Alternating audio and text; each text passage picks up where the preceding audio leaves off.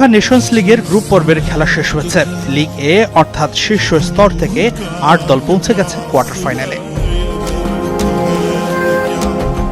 ১ নম্বর গ্রুপে শীর্ষে থেকে পর্তুগাল আর দ্বিতীয় দল হিসেবে শেষ ৮-এর টিকিট পেয়েছে ক্রোয়েশিয়া। পর্তুগাল দলপতি ক্রিস্টিয়ানো রোনালদো শীর্ষ স্তরের এই লিগে করেছেন সর্বাধিক ৫টি গোল।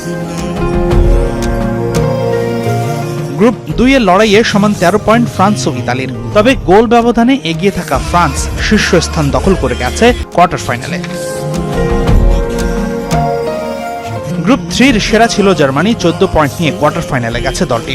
শেষ ৮-এ তাদের সঙ্গী হয়েছে গ্রুপের আরেক দল নেদারল্যান্ডস। গ্রুপ 4-এ একক আধিপত্য দেখিয়েছে চ্যাম্পিয়ন স্পেন। ৬ ম্যাচে অপরাজিত দলটি ১৬ পয়েন্ট নিয়ে গেছে কোয়ার্টারে। ২ নম্বর দল হিসেবে শেষ ৮-এ তাদের সঙ্গী ডেনমার্ক। প্রতিটি গ্রুপের ৪ নম্বর দল অর্থাৎ Poland, Israel, Bosnia and Herzegovina ও সুইজারল্যান্ড নেমে গেছে দ্বিতীয় স্তরে।